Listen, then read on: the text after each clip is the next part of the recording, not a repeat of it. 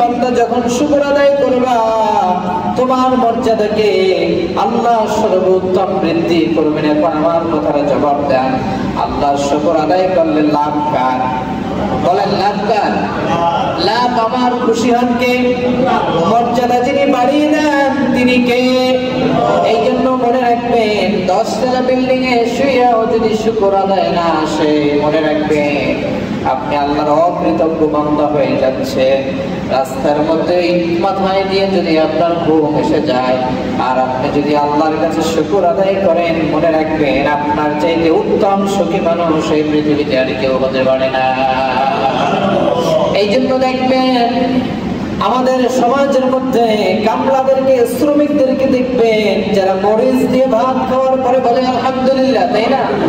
আর বড় বড় যদি জিজ্ঞেস করেন কেমন খাবার হইলো, বলে তেমন সুবিধার না, গোস্ত তেমন একটা ভাগে পাইনি, তেমন একটু খাবারের স্বাদ হয়নি, লবণে কম হয়েছে, মরিচে কম হয়েছে, তৈলে বেশি হয়েছে, এরকম একটি অশুকরযোগ্য একটি কথা আমরা বলে বেড়াই। কি বলি? কি বলি?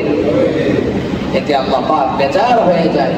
নবীজি সাল্লাল্লাহু আলাইহি ওয়াসাল্লামের আদর্শ ছিলেন, তার উত্তম চরিত্রের মধ্যে একটি চরিত্র ছিলেন রাসূল পাক সাল্লাল্লাহু আলাইহি ওয়াসাল্লাম খাবারের প্রশংসা করতে ভালোবাসতেন। সুবহানাল্লাহ বলবেন না?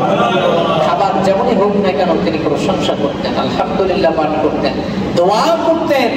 তাতে দেখবেন আমাদের ঘরে গৃহিণীগণ যারা খাবার রান্না করার পরে যদিও কখনো অসুবিধা হয়, তখন দেখবেন সে খুব মাশাআল্লাহ খুশি হয়ে যাবে। আর সে যদি খুশি থেকে সংসারটাকে বরকতময় বানিয়ে দিবেন কে?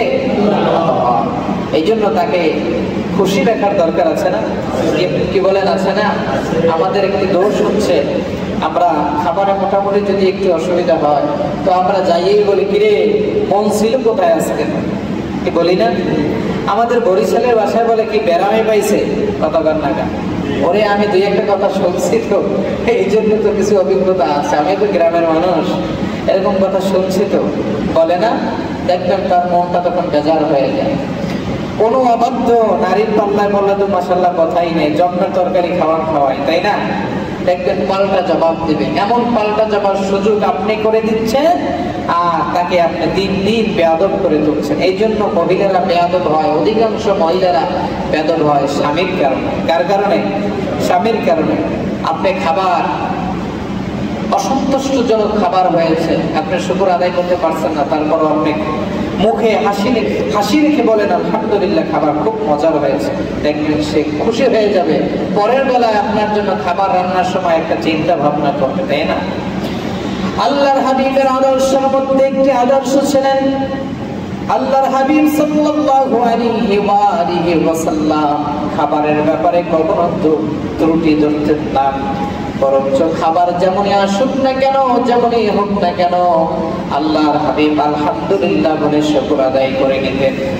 যুদ্ধের ময়দানের কাজ শেষে কোন এক বর্ণনায় এসেছেন আল্লাহর হাবিব দিনের কাজ করতে করতে যখন ক্লান্ত শ্রান্ত হয়ে গেলেন, ক্লান্ত শ্রান্ত শরীরটা নিয়ে যখন ঘরের মধ্যে প্রবেশ করলেন, ঘরের মধ্যে প্রবেশ করে রান্নাঘরের মধ্যে যখন ঢুকলেন, দেখেন আম্মা জান আয়েশা সিদ্দিকা রাদিয়াল্লাহু তাআলা আনহা, যিনি সিদ্দিকে আকবরের কলিজা টুকরা আম্মা জান আয়েশা, খাবার বানাইতেছিলেন, খামির মাখাইছেন, আটা দিয়ে খামির মাখায় না পানি দিয়ে, এই খামির মাখাইছেন, কিন্তু উনি কাজ করতে করতে ক্লান্ত হয়ে গেছেন, উনি ঘুমায় গেছেন। রান্নাঘরে কি করছেন? ঘুমায় গেছেন। খাবারের পেয়ালা এরকম পড়ে রয়েছে। আল্লাহর হাবিব আইয়া দেখলেন যে আম্মা জান আয়েশা ঘুমায় গেছে, খাবারের বাটি পড়ে রয়েছে, খামির শক্ত হয়ে গেছে।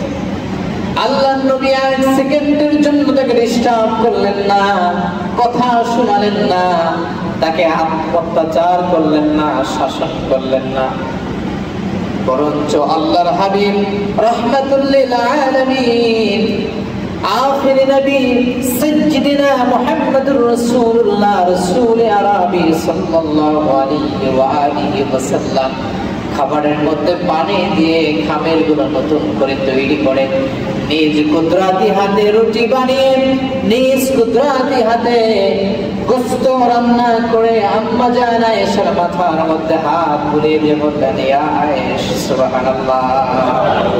আল্লাহর নবী আদর করে তাকে নামের অর্ধেক ডাকতেন।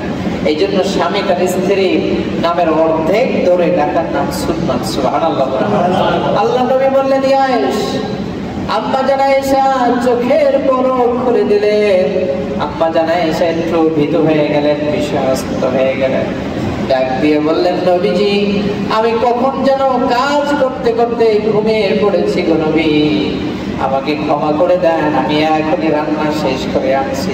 আল্লাহর নবী বললেন, আয়েশা রে, পাকের ঘরে যাওয়ার কোনো প্রয়োজন নাই, বরঞ্চ আমি রাহমাতাল লিল আলামিন তোমার জন্যই খাবারের ব্যবস্থা করেছি। সুবহানাল্লাহ। দেখেন আমার নবীর চরিত্র কতটা সুন্দর, আমার নবীর আদর্শ কত সুন্দর, আমার নবীজির ব্যবহার কত সুন্দর, আমার নবীজির চলাচলটি কত সুন্দর।